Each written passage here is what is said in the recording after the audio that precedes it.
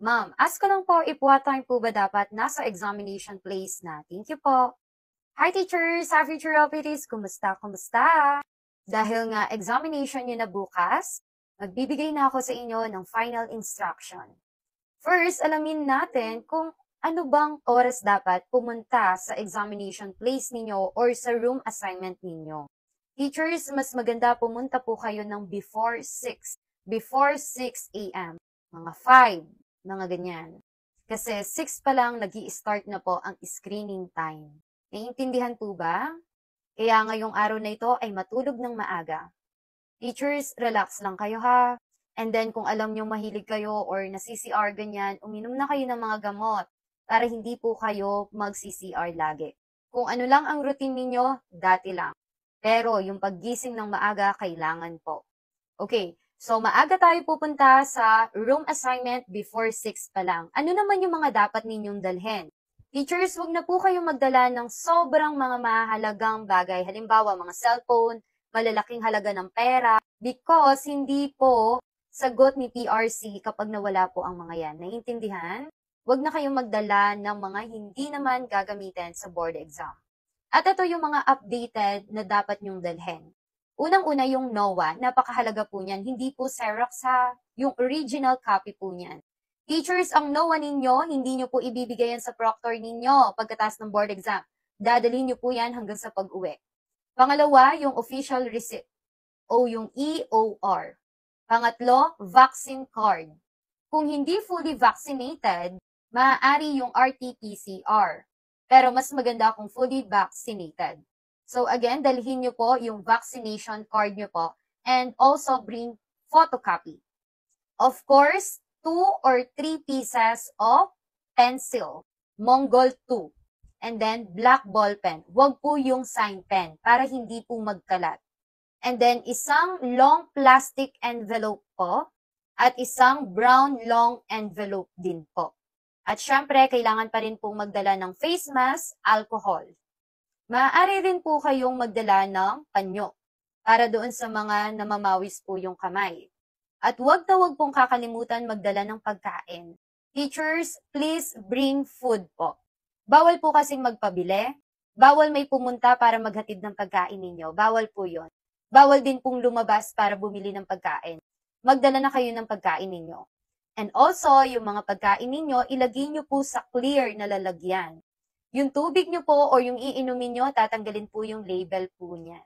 Naiintindihan ba? Everything po kailangan clear.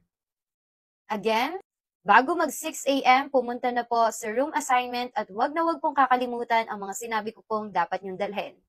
At yun lamang po, thank you po! I thought pencil ang gamit po, ma'am. Hi teachers, hi future LPTs, kumusta?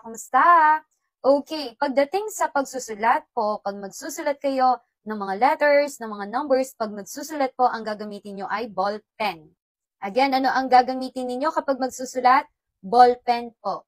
Ang sabi ko sa inyo, kapag gagamit kayo ng ball pen, wag pong sign pen. Ulitin ko, wag sign pen. Para hindi magkalat, iwasan natin yan. Pero kapag mag-shade po, ano ang gagamitin natin? Ang gagamitin natin ay lapis. Anong klaseng lapis? Mongol 2. Again, kapag tayo ay magsusulat po, anong gagamitin natin?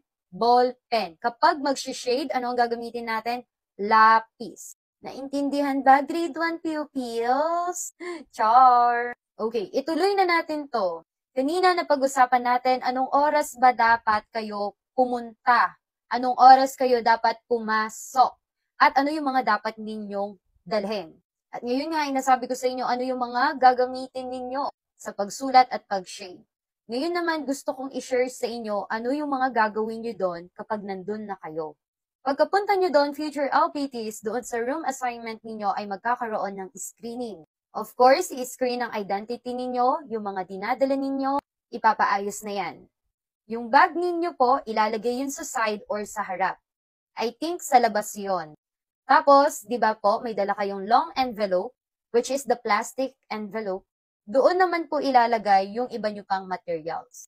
Kaya ang sabi ko sa inyo, magdala lang kayo ng mga mahalagang bagay na gagamitin nyo talaga during the board exam. And then, after the screening time, syempre, marami kayo dyan susulat, pipirma, Aayusin yung seating arrangement ninyo. Kung saan kayo nakaupo, doon kayo. Sumunod po sa proctor, maghintay po ng instruction. Especially sa pagsusulat. Huwag kayong magsusulat agad hanggat hindi pa sinasabi ng proctor. Naiintindihan po ba? Always wait the instruction of the proctor. Kapag nagtanong yan, kung may tanong kayo, doon kayo magtanong kapag may hindi kayo naintindihan. And then, after nyo nang magsulat sa ID sheet ninyo, mag-i-start na kayo sa pagsagot, mag-pray. Relax. Teachers, bawal pong, syempre mandaya, please be honest. Give your best. Pwede po kayong kumain kahit nag-e-exam. Pero iwasan ninyong madumihan ang answer sheet ninyo. And then, pagkatapos nyo pong mag-answer ng isang subject, wala pong makikipagkwentuhan. Bawal po. Kapag hindi sigurado, magtanong sa proctor, huwag agad magsusulat hanggat wala pang instruction. At yung labang ko, thank you po. Ma'am, pwede po ba sulatan yung booklet po? Hi teachers, hi future LPTs, kumusta? Yes po, pwede pong sulatan yung questionnaire pero wag pong susulatan ang answer sheet. Yung scantron na tinatawag. Isang tip ko sa inyo teachers, pag tapos na kayo magsulat, yung writing, di ba po, ang gamit natin dyan ay ballpen. Pag natapos na yon, itabi nyo na yung ballpen para hindi nyo na magamit. Teachers, ingatan nyo po. Please lang, pakaingatan nyo yung scantron ninyo o yung answer sheet po. Bawat parte nun, yung mga black doon, yung mga square sa gilid, yung pag-detach, please be careful. Yung questionnaire, pwede kayong magsulat dyan. Dahil wala kayong ibang papel na gagamitin. Yun nga, teachers, sabi ko sa inyo, i-guide. Bibigyan ko kayo ng final instructions, ano yung mga dapat ninyong gawin or ano yung mga gagawin ninyo during the board exam. Teachers, ito po ay isang ID sheet. Ito po yung una nyong gagawin. Sa ID sheet po kasi, dun sa front page niya, back po kasi to. Sa front po, ilalagay nyo yung pangalan nyo doon, yung number po ng NOA ninyo. Ayan, doon maglalagay kayo ng pangalan ninyo, mag-shade kayo, ganon. Okay, ito yung sinasabi ko sa inyong front page. Dito, teachers, may makikita kayo. Ayan. Hindi ko na-zoom yung picture. Na-zoom ko yung sarili ko. Okay, may nakikita kayong bilog dyan. Diyan yung hilalagay yung application number ninyo. But before that, teacher, may makikita kayong dalawa dyan. Ang ilalagay nyo po yung 23 kasi 2023. Tapos po, 1, 2, 3, 4, 5, 6. Yun na po yung number nyo po doon sa NOA, yung application number ninyo. Ulitin ko, pag magsusulat pa lang kayo, ang gagamitin ninyo ay ball pen. So, ilalagay nyo dyan 23, tapos yung NOA nyo po, yung application number. And then, dito naman sa part na to, ingatan tong bar na to ha, huwag nyo pong dudumihan yung mga yan. And then, ilalagay nyo po dyan yung last name ninyo, first name ninyo, and then the middle name. And then, ang gagamitin nyo pong pang shades po, pencil. Huwag kayong mag-alala, i-explain niya ng proctor ninyo. And then, punta tayo dito kasi yung iba talaga dito nagkaanuhan during our board exam, nalilito sila. So, dito, teachers, may makikita kayo doon color blue. Sa taas, may nakalagay doon na board off. Anong ilalagay nyo doon sa board off? Ang isusulat nyo po dyan ay professional teachers. Ulitin ko, ano po ang isusulat? Professional teachers. Huwag nyo kakalimutan saan kayo nag-graduate, kailan kayo graduate. Isusulat nyo po yan dyan. And then, kung may isang review center po kayo, nag-enroll kayo sa isang review center, ilalagay nyo din po dyan at saan yung lugar. Kung wala naman po kayo, self-review lang kayo, ilagay nyo na lang po yung self-review, tapos wala na lang po kayong ilalagay na address. Kung online man, ilagay nyo kung ano pong online review center yon. And then, kung alam nyo yung address or kung wala, ilagay nyo na lang po online. At dito naman, teachers, alam nyo po ba, etong nakikita nyo itong paragraph, isusulat nyo po ulit yan dito. May nakikita kayong space dyan. Pero ilalagay nyo muna po doon sa board. Ilalagay nyo po yung professional teachers po dyan. Dyan po sa may linya dyan. And then isusulat nyo po yan dito sa may space. Teachers, kung ano man ang penmanship ninyo, yun ang gamitin ninyo. And then don't forget your signature. Ito po teachers ha, ito po ang isusulat ninyo. Ito po, ayan, yan po ang isusulat ninyo. Dito po sa space na ito, nag-i-start doon sa I declare. Shinare ko na to sa inyo kasi isa to sa mga nagpagulo sa amin. Ano ba yung ilalagay namin doon sa board of for professional teachers, na gano'n. Tapos paano namin isusulat. Kapag nag-enroll ka sa isang review center, especially sa CBRC, pre-board, ganyan ang ginawa, kaya familiar na sila. Pero para sa mga self-review, ayan po. What about po yung booster shot? Hi teachers, hi future LPTs, kumusta?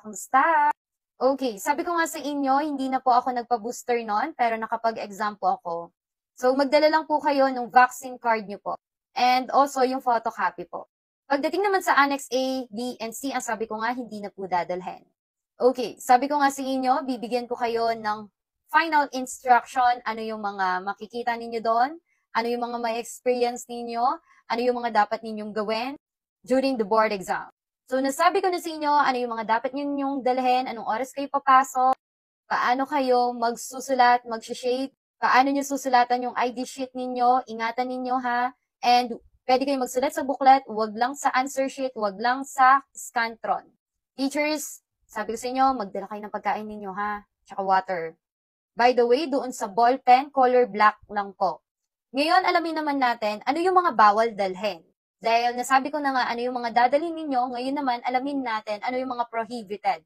Teachers, wag na kayo magdala ng book, reviewers, or kung gusto niyo magdala, kung nafe-feel nyo doon kayo comfortable, it's okay. Pero sasabihin ko sa inyo, kapag recess na or may free time na, 'di ba? May free time 'yan, hindi na po kayo pagbibigyan na mag-review. Pag nasa loob na po kayo ng room, nag-start na po, hindi na po kayo pwedeng magbukas, hindi nyo na po pwedeng kunin yung mga reviewers ninyo.